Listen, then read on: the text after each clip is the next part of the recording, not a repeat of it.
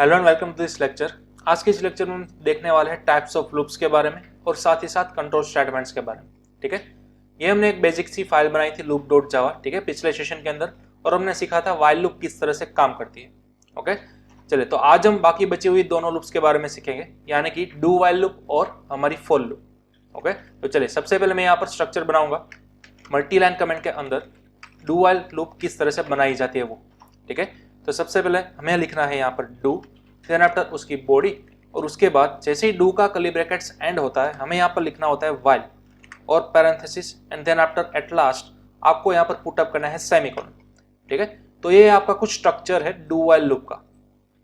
ठीक है, मेजोरिटी अगर आप सी लैंग्वेज या फिर सी प्लस प्लस को इंप्लीमेंट किया हो, ठीक है, तो वहां पर भी आप सेम इसी स्ट्रक्चर के साथ काम करके आए होंगे डू वाइल के साथ। ठीक है, यहाँ पर अब आपको वो 3 क्राइटेरिया सेटिस्फाई करना है जो कि हमने प्रीवियस सेशन के अंदर देखा था। ठीक है, पहला था आपका इनिशियलाइजेशन, दूसरा था आपका कंडीशन, और तीसरा था आपका इंक्रीमेंट या फिर डिक्रीमेंट। ठीक है, तो आपको तीनों क्राइटेरिया जैसे कि हमने वाइल लूप के अंदर स्पेसिफाई किए थे उसी तरह सेम टू सेम आपको डू वाइल लूप के अंदर भी स्पेसिफाई करना होगा। ठीक है, तो सपोज ये हमारा स्ट्रक्चर है, उसको हम अप्लाई करेंगे यहाँ पर। ठीक है, ये जो हमारे पहली वाली वाइल लूप की लाइंस थी, ठीक है, उसको मैं फिलहाल कर देता हूं मल्टी लाइन कमेंट के अंदर। ठीक है, इस तरह से। चलिए अब हमारा गोल है 1 to 20 सिंपल प्रिंट कराने का। ठीक है, यहां पर हमें कोई इवन नंबर्स नहीं चाहिए। चलिए सपोज एकदम बेसिक ले लेते हैं 1 to 10। तो सबसे पहले हमें करना होगा इनिशियलाइजेशन। तो हमने यहाँ पर हमारा प्रोग्राम जो है उसको इनिशियलाइज कर दिया है i = 1 से। ठीक है, अब हमें लूप घुमानी है 1 से लेकर 10 तक, यानी कि अब आपको तीनों में से कोई एक लूप चाहिए। फिलहाल हम इंप्लीमेंट करेंगे डू लूप। ठीक है, डू और यहाँ पर वाइल, तो इसको बोला जाता है do while loop. Okay, now आपके पास इनिशियलाइजेशन हो गया। ठीक है, अब दूसरा क्राइटेरिया क्या था आपके पास? कंडीशन सेटिस्फाई करनी है। कंडीशन आपको एज यूजुअल जैसे कि आप वाइल लूप की पैरेंथेसिस के अंदर लगाते थे उसी तरह डू वाइल के अंदर भी वाइल लूप की यहाँ पर पैरेंथेसिस के अंदर ही लगानी है। ठीक है, सपोज आपको स्टार्ट करना है 1 से, तो आपने 1 ऑलरेडी असाइन कर दिया कहाँ? आई के अंदर। ठीक है, तो आप स्टार्ट करोगे आई से और कहाँ तक ले जाओगे आप? 10 तक ले जाओगे, यानी कि लेस और इक्वल्स टू 10। ठीक है, आई से आपको स्टार्ट करना है, 10 तक ले जाना है। अब ऑब्वियसली यहाँ पर इंक्रीमेंट हो रहा है। ठीक है, तो अब आपको इंक्रीमेंट वाला पार्ट चाहिए। इंक्रीमेंट वाला पार्ट आपको एज यूजुअल यहाँ पर बॉडी पार्ट के अंदर ही लगाना है।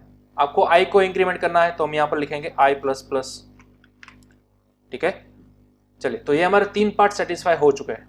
सबसे पहला आपने किया इनिशियलाइजेशन, देन आफ्टर दूसरा आपने किया यहाँ पर ब्रैकेट्स के अंदर condition, and then after at last third part आपका था बॉडी पार्ट के अंदर या तो इंक्रीमेंट या तो डिक्रीमेंट। ओके, तो ये तीनों पार्ट हमने सेटिस्फाई कर लिए। तो इस तरह के कुछ आपको स्ट्रक्चर लिखना होता है डू वाइल के अंदर। ठीक है, अब सिंपल आप जो भी प्रिंट कराना चाहते थे आई की वैल्यू x से लेकर 10 तक, उसको आप यहाँ पर प्रिंट करवा सकते हो। ठीक है, सिंपल system.out.println की मदद से। चलिए यहाँ हम प्रिंट कर देते हैं आई की वैल्यू। ठीक है, तो अब इस फाइल को मैंने किया सेव, और यहाँ पर बगल में ही मैंने अपना टर्मिनल को इस लोकेशन पर सेट करा लिया है, ओपन करवा लिया है। ठीक है, तो अब मुझे सिंपल यहाँ पर क्या करवाना है? जावा सी से कंपाइल कराना है फर्स्ट ऑफ ऑल फाइल को। तो जावा सी, देन आफ्टर फाइल का नाम लूप डॉट जावा। ठीक है, फिर मैंने किया एंटर, तो हमारी फाइल कंपाइल हो जाएगी। कंपाइल होने के बाद आपको करना है उसको रन। तो अब देखिए आप यहाँ पर आपको आउटपुट मिल चुका है 1 से लेकर 10 तक। ठीक है, तो इस तरह से हमारे सिंपल डू वाइल लूप जो है वो वर्कआउट करते हैं। अब सिंपल जैसा कि हमने वाइल लूप के अंदर कोई कस्टम लॉजिक लगाया था, राइट, इवन नंबर्स फाइंड करने का, वैसा ही आप सेम यहाँ पर लगा सकते हो। सपोज मुझे 1 से लेकर 10 तक सभी इवन नंबर्स चाहिए, तो मैं यहाँ पर क्या करूंगा? सबसे पहले तो लॉजिक सेट करना होगा। अब लॉजिक कहाँ पर सेट करोगे? ऑब्वियसली बॉडी पार्ट के अंदर। ठीक है, यहाँ पर। तो यहाँ पर सबसे पहले तो मैं इफ करूंगा कि अगर ईच एंड एवरी नंबर उसको आप डिवाइड करोगे 2 से, और अगर उसका रिमाइंडर 0 बचता है सिर्फ, तो ही मैं उस लाइन को प्रिंट कराऊंगा इस तरह से। ठीक है, चलिए अब मैंने इसको कर लिया सेव। अगेन यहाँ पर कंपाइलर के अंदर टर्मिनल में मैंने किया उसको कंपाइल, एंड देन आफ्टर मैंने उसको किया रन।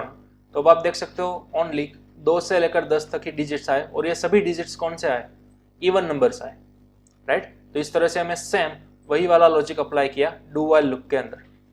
तो स्ट्रक्चर तो सिर्फ सेम ही रहेगा। ठीक है, आपका लॉजिक का स्ट्रक्चर जो है वो तो सेम ही रहेगा, जो कि आप same to same while loop के अंदर करते थे। जस्ट आपकी लूपिंग का स्ट्रक्चर वो चेंज हुआ है। ठीक है, चलिए तो इसको आप नोट डाउन कर लो। ये थी हमारी डू वाइल लूप। अब आप कहोगे कि सर इसमें डिफरेंस क्या है? ठीक है, वाइल लूप भी हमारा यही काम करती थी same to same, do while loop भी यही काम करती है। अब इस दोनों में डिफरेंस क्या है एग्जैक्टली? तो देखिए, वाइल लूप के अंदर क्या होता था, सबसे पहले जब कंडीशन चेक करते थे ना, ठीक है, अगर वो कंडीशन ट्रू होती थी तभी आप अंदर जा पाते थे। अगर फर्स्ट टाइम ये कंडीशन फॉल्स हो गई तो फिर आप कभी भी अंदर नहीं जा पाओगे। ठीक है, ये कुछ सिनारियो था वाइल लूप के अंदर। जबकि डू वाइल लूप के अंदर क्या है, हमारा प्रोग्राम हम सभी को मालूम है ऊपर से लेकर नीचे तक स्कैन होता है। ठीक है, line by line, top down approach के अंदर। तो फर्स्ट लाइन जैसे ही उसके स्कैन की i is equal to 1, then after दूसरी लाइन की बारी आई डू। ठीक है, फिर उसका बॉडी पार्ट आया तो अब आपका प्रोग्राम डायरेक्टली अंदर चला जाएगा। यहाँ पर तो कोई कंडीशन है नहीं ना, देखिए डू के ब्रैकेट्स के अंदर कोई कंडीशन है ही नहीं, क्योंकि ये रूल ही नहीं है, यहाँ पर कोई ऐसी सिंटेक्स है ही नहीं। डू के बगल में आप कोई भी किसी भी तरह का पैरेंथेसिस नहीं लगा सकते। ठीक है, डू का मतलब होता है जस्ट डू इट, सिंपली उस चीज को कर देना। ठीक है, कौन सी चीज को कर देना? तो कि डू के ब्रैकेट्स में बताई हुई चीज को कर देना। तो जब भी आप बोलोगे डू तो उसके ब्रैकेट्स के अंदर मौजूद सभी statements first time directly run हो जाएंगे विथआउट चेकिंग एनी कंडीशन।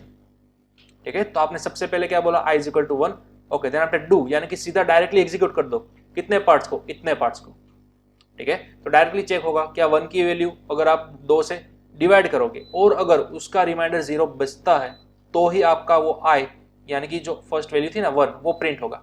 ठीक है, अगर ये कंडीशन सेटिस्फाई होती है तो, अदरवाइज i प्लस प्लस यानी कि i की वैल्यू अब हो गई 2। ठीक है, अब जैसे ही आपके डू के पैरेंथेसिस एंड होते हैं तब आप आओगे अपनी वाइल लूप की बॉडी के अंदर और तब जाकर आपकी कंडीशन चेक होगी। पहली बार तो डायरेक्टली इतना रन हो ही जाएगा, डजंट मैटर ये कंडीशन फॉल्स हो या फिर ट्रू हो। ओके, तो keep in mind first time do while loop के अंदर डू की कंप्लीट बॉडी रन हो जाती है, पहली बार कभी भी ये कंडीशन चेक की नहीं जाती।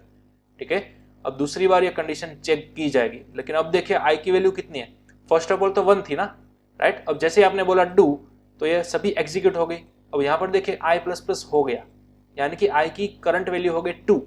ठीक है, तो अब यहाँ पर आएगा 2 i की वैल्यू, तो 2 लेस और इक्वल टू 10। ठीक है, यहाँ पर कंडीशन किस तरह से बन रही है, 2 लेस और इक्वल टू 10, तो अब ये कंडीशन आपकी हो गई ट्रू। तो जैसे ही ये कंडीशन ट्रू होगी आप अगेन डू के अंदर जाओगे, अगेन आपका प्रोग्राम यहाँ से जंप करेगा डू के अंदर ऑटोमेटिक। ठीक है, और यहाँ अगेन आप क्या करवा रहे हो, ये कंडीशन चेक करवा रहे हो कि क्या i की वैल्यू इस बार 2 से डिवाइड करने के बाद क्या उसका रिमाइंडर 0 बचता है क्या। ठीक है, तो अब यहाँ पर i की वैल्यू क्या आ गई, नीचे से इंक्रीमेंट होकर 2 आ गई, राइट। तो 2 मॉड्यूलो 2, तो हम सभी को मालूम है उसका रिमाइंडर 0 बचेगा, यानी कि ये कंडीशन क्या हो गई, ट्रू हो गई। अब कंडीशन ट्रू होने के बाद इफ के अंदर जाओगे आप और आपका सिस्टम डॉट आउट चल गया। ठीक है, अब यहाँ पर i की वैल्यू कितनी प्रिंट होगी, 2। ठीक है, then after i plus plus, यानी कि पहले i की वैल्यू 2 थी, प्लस प्लस किया तो कितनी हो गई, 3 हो गई। तो अब ये कंडीशन चेक होगी अगेन। ठीक है, लेकिन अब i की बजाय पर यहाँ पर क्या आ जाएगा, 3 आ जाएगा। ठीक है, तो अब ये कंडीशन देखिए अगेन सर्च हुई, तो जैसे ये कंडीशन ट्रू होगी आप अगेन जंप करोगे डू के अंदर, फिर से वाली इफ वाली कंडीशन चेक होगी। यहाँ पर i की वैल्यू नीचे से कितनी आ गई थी, 3 आ गई थी, राइट। तो अब यहाँ पर आपको i मिलेगा 3। ठीक है, इस तरह से आप अप टू 10 तक प्रिंट कर जाते हो। ओके, तो यह था आपका डू वाइल का वर्किंग। अब एग्जैक्ट डिफरेंस क्या है वो मैं आपको साबित करना चाहूँगा। देखिए, सबसे पहले मैं सभी कमेंट्स मिटा देता हूँ। अब सपोज मैंने फर्स्ट टाइम ये कंडीशन फॉल्स लगा दी। ठीक है, अब देखिए अगर ये प्रोग्राम रन करूँगा तो आउटपुट क्या आएगा। ठीक है, फिलहाल मैं प्रोग्राम रन नहीं करवा रहा हूँ, आपको गेस करना है। ठीक है, सोचिए थोड़ा सा, top to bottom, line by line, output क्या आएगा इतने प्रोग्राम का। ओके, चलिए सबसे पहले i की वैल्यू हमने असाइन कर दी 1। ठीक है, देन आफ्टर डू के अंदर आते ही पूरा का पूरा कमांड, यानी कि पूरा ये बॉडी पार्ट जो है डू का, ठीक है, वो डायरेक्टली एग्जीक्यूट हो जाएगा। जैसा कि मैंने पहले बोला, first of all first time कभी भी ये कंडीशन चेक नहीं होती। डू वाइल का मतलब ही यही होता है, डू यानी कि फर्स्ट टाइम इसके बॉडी पार्ट के अंदर मौजूद सभी स्टेटमेंट वो एग्जीक्यूट कर देगा। ठीक है, तो सबसे पहले तो डायरेक्टली चेक किया। ठीक है, i की वैल्यू 1 है, तो क्या i मॉड्यूलो 2 इक्वल 0, क्या ये सच है क्या। ठीक है, अगर हाँ ये सच है तो ये प्रिंट होगा। फिर आई प्लस प्लस हुआ यानी कि आई की वैल्यू हुई 2।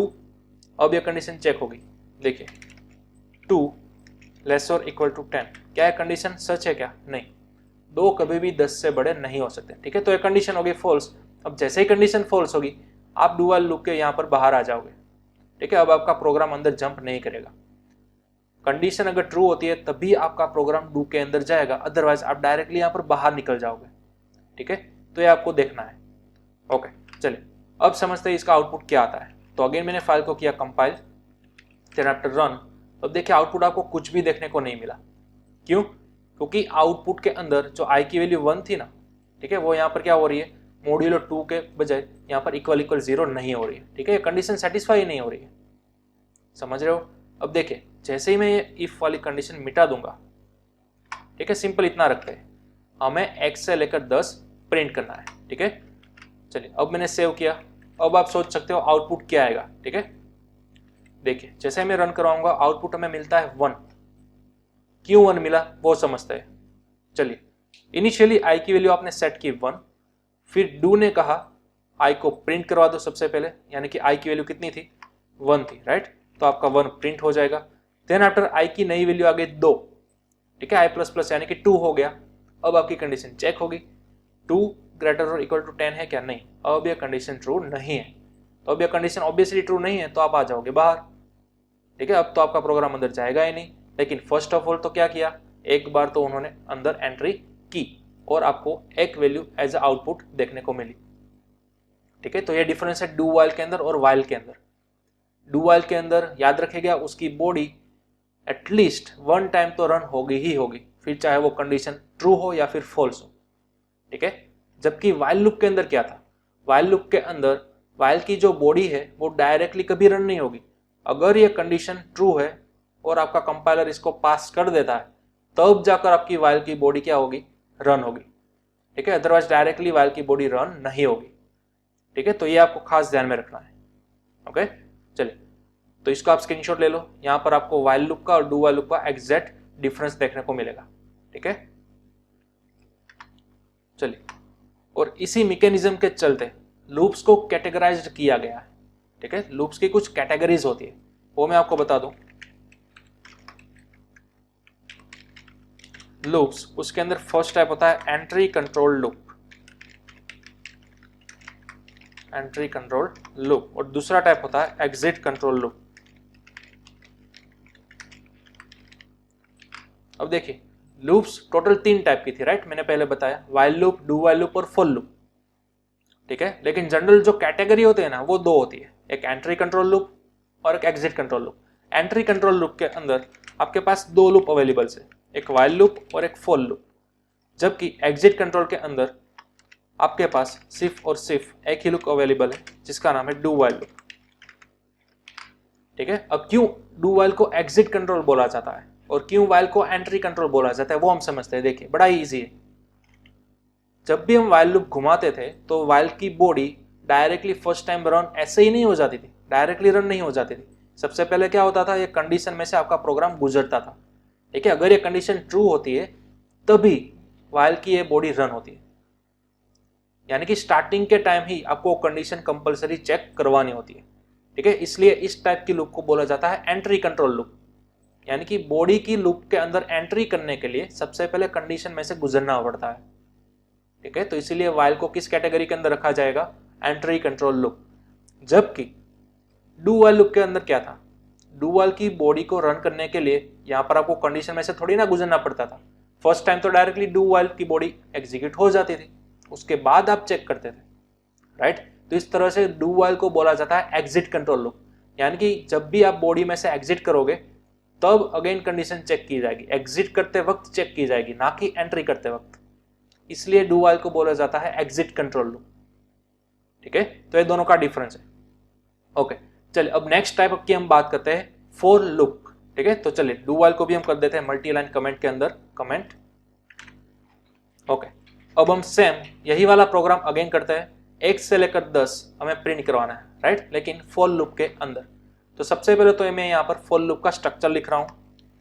अब देखिए फॉर लूप जनरली सबसे इजी लूप्स में से मानी जाती है, ठीक है, और डेवलपर्स फ्रेंडली लूप्स को भी इसको कहा जाता है। क्यों? क्योंकि जो हमें वो 3 पार्ट्स सेटिस्फाई करने थे ना, इनिशियलाइजेशन, कंडीशन और इंक्रीमेंट या डिक्रीमेंट, वो तीनों पार्ट्स आपको फॉर लूप की बॉडी के अंदर यहां पास कर देना है डायरेक्टली।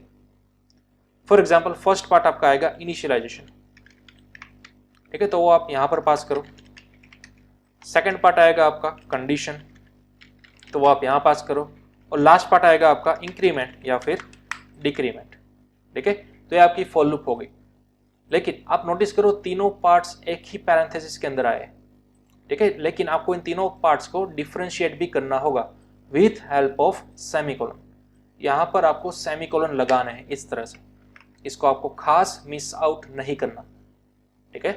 पहला पार्ट जैसे आप लगा देते हो, अप्लाई कर देते हो, उसके बाद सेमीकोलन करो, तब दूसरा पार्ट लगाओ, again semicolon, and then after तीसरा पार्ट, ठीक है। तो ये आपका जनरल स्ट्रक्चर हो गया फॉर लूप का, इसको आप नोट डाउन कर सकते हो, ठीक है। यह भी सेम ही रहेगा आपकी बाकी प्रोग्रामिंग लैंग्वेजेस की तरह, फॉर एग्जांपल सी या फिर C++। चलिए अब हम इसको इंप्लीमेंटेशन के अंदर देखते हैं।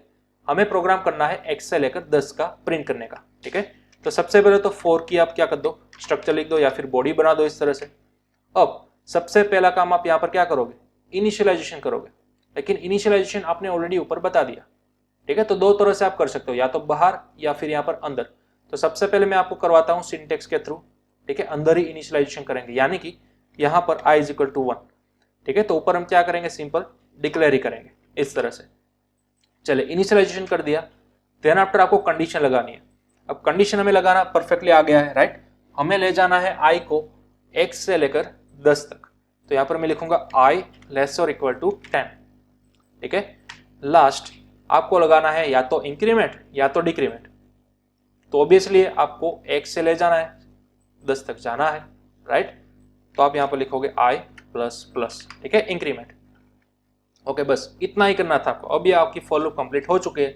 अब बॉडी के अंदर सिर्फ और सिर्फ आपको प्रिंट करने का ही एक काम करना है। तो यहाँ पर मैं लिखूंगा system.out.println और i की वैल्यू को प्रिंट करवा दूंगा, ठीक है।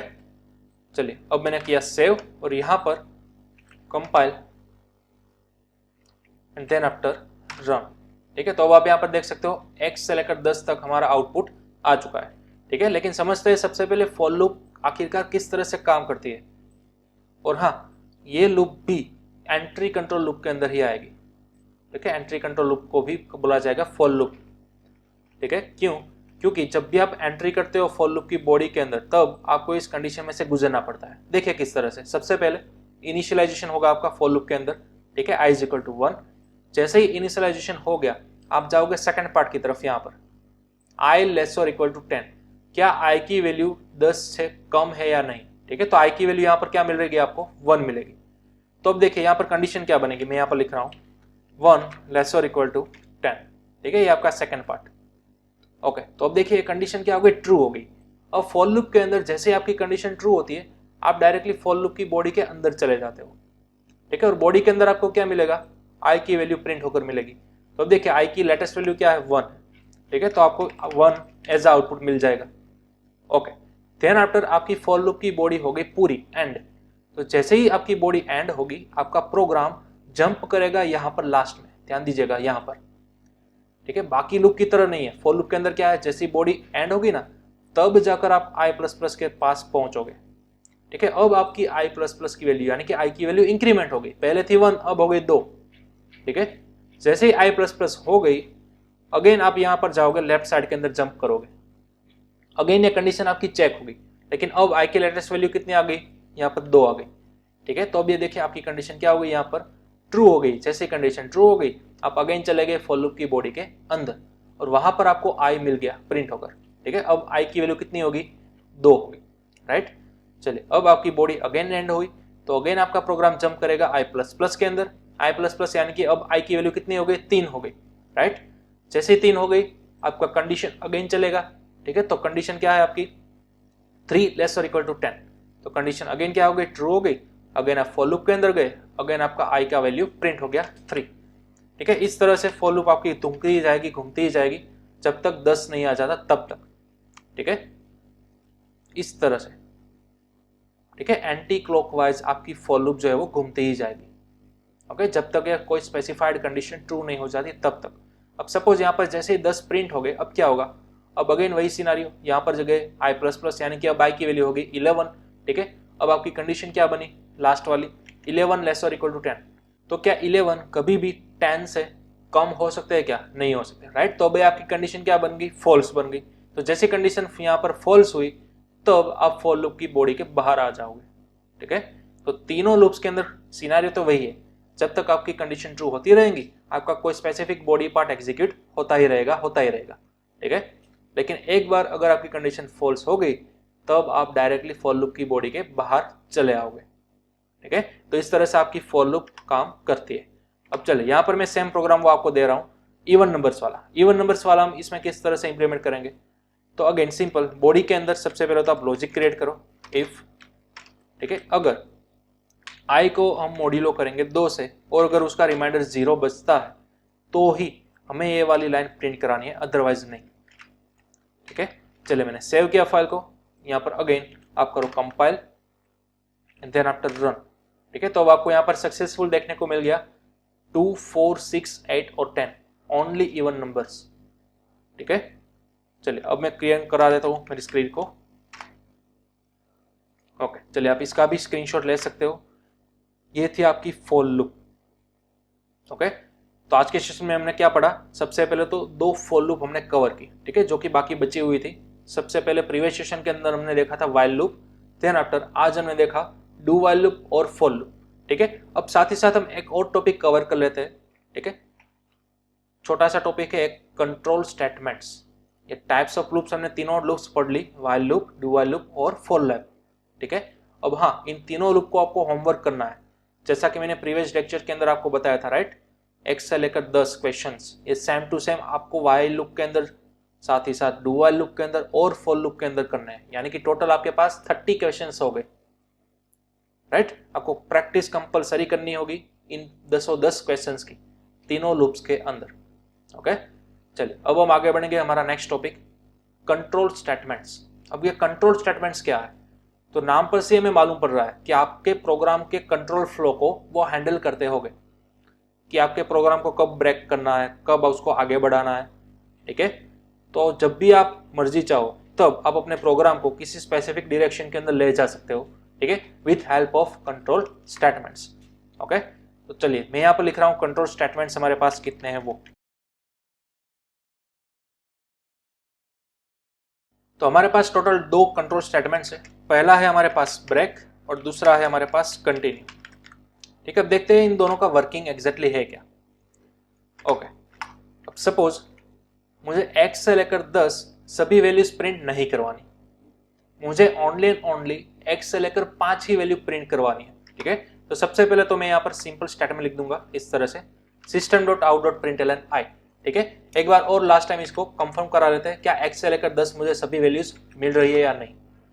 तो यहाँ पर आप देख सकते हो आपको x से लेकर 10 कंप्लीट वैल्यू मिल रही है, राइट। लेकिन अब आप किसी वजह से चाहते हो कि मेरा जो लूप है वो x से लेकर 5 तक ही घूमे, जैसा ही वैल्यू मेरा 6 आ जाए मेरा लूप यहाँ से ब्रेक हो जाए और बाहर निकल जाए, ठीक है। ऐसा आपको कुछ करना है। तो यहाँ पर अगेन आप लगाओगे सिंपल इफ कंडीशन, ठीक है। और इफ कंडीशन के अंदर आपको सिंपल लिखना है कि जब i की वैल्यू 6 के बराबर आ जाती है, ठीक है, तब मुझे यहाँ से प्रोग्राम में से बाहर निकल जाना है।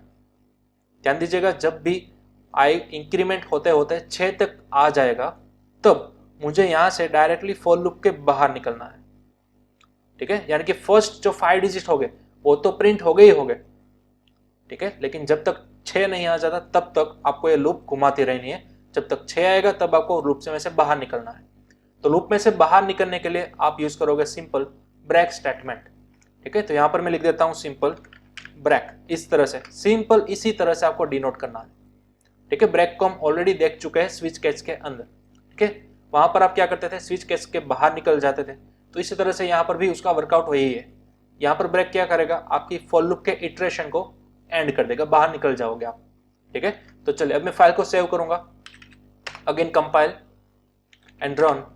तो आप देख सकते हो आपको ओनली फर्स्ट 5 डिजिट ही मिले, राइट, 1 2 3 4 और 5। आपने लूप तो घुमाई थी x से लेकर 10 तक, लेकिन जब तक i की वैल्यू 6 नहीं आ जाती तब तक ही आपकी लूप घूमती रहेगी। जैसे ही i की वैल्यू 6 आई आप लूप में से बाहर निकल गए विथ हेल्प ऑफ ब्रेक, ठीक है। तो इस तरह से आपका ब्रेक वर्कआउट करता है। ओके, चलिए इसको भी आप नोट डाउन कर सकते हो ब्रेक को। चलिए इसी तरह से आपके पास दूसरा स्टेटमेंट है कंटिन्यू। तो देखिए जैसे मैं यहाँ पर ब्रेक की जगह पर कंटिन्यू लिखूंगा तो क्या आउटपुट आएगा, देखिए सिंपल, मैंने सेव किया, compile and then after run. ठीक है, तो आप देख सकते हो 1 से लेकर 10 सभी नंबर्स प्रिंट नहीं हुए। ठीक है, इसमें से एक मिसिंग है, कौन सा, 6। तो कंटिन्यू क्या करेगा, जब भी कोई स्पेसिफाई इटरेशन आएगा फॉर लूप का, ठीक है, घूमते घूमते जब i की वैल्यू 6 आएगी तब वो उसको स्किप कर देगा। ध्यान दीजिएगा, कंटिन्यू मतलब कि करंट इटरेशन को स्किप करना, ब्रेक यानी कि टोटली फॉर लूप को ही एंड कर देना। ब्रेक मतलब कि एग्जिट और कंटिन्यू मतलब कि स्किप। ठीक है, इतना आपको ध्यान रखना है। Got it. चलिए इसको भी आप नोट डाउन कर सकते हो। ओके, अब सपोज मैंने यहां पर लिखा 7, तो अब इसका आउटपुट क्या आएगा, 1 से लेकर 10 सभी नंबर प्रिंट हो गए बट 7 प्रिंट नहीं होगा। राइट, चलिए मैंने सेव किया, अगेन यहां पर compile and then after run. तो अब आप देख सकते हो 1 से लेकर 10 सभी नंबर्स आ गए, एक्सपेक्ट 7। ठीक है, तो कई बार आगे जाकर आप ऐसा कुछ चाहोगे कि कोई स्पेसिफिक इटरेशन के लिए आप पूरी लूप का स्टेटमेंट स्किप कराना चाहते हो। ठीक है, कंटिन्यू यानी कि ये जो आपका नीचे वाला पार्ट है ना वो रन नहीं होगा, आप डायरेक्टली यहाँ पर एंड हो जाओगे और अगेन आपका दूसरा वाला स्टेटमेंट रन होने लगेगा। ठीक है, तो सिंपल कंटिन्यू मतलब कि स्किप और ब्रेक मतलब कि टर्मिनेट। ठीक है, वो आपको ध्यान में रखना है। ओके, चले इसका भी आप स्क्रीनशॉट ले लो। तो इसी तरह से हमने समझा कंटिन्यू और ब्रेक का मीनिंग, लेकिन आपको थोड़ा सा सेल्फ स्टडी के अंदर करके आना है कि कंटिन्यू और ब्रेक स्टेटमेंट क्या वाइल लूप के अंदर और डू वाइल लूप के अंदर पॉसिबल है या नहीं। मैंने आपको फिलहाल क्या बताया, फॉर लूप के अंदर बताया। राइट, कंटिन्यू का मीनिंग और ब्रेक का मीनिंग, तो ये दोनों यहाँ पर पॉसिबल है, दोनों यहाँ पर वर्कआउट कर रहे हैं, लेकिन आपको खुद से पता लगाना है। वाइल लूप के अंदर टेस्ट करो आप, उसी तरह आप डू वाइल लूप के अंदर टेस्ट करो दोनों स्टेटमेंट को, ब्रेक को और कंटिन्यू, और नोट डाउन करो कि कौन सा स्टेटमेंट किस लूप के अंदर चल रहा है और किस लूप के अंदर नहीं चल रहा वो। ठीक है, तो ये बड़ा ही सिंपल काम है। ओके, चले तो यहाँ पर हमारा चैप्टर नंबर 3 होता है एंड। तो अब हम मिलेंगे अपने नेक्स्ट चैप्टर के अंदर, नए सेशन के अंदर। ओके।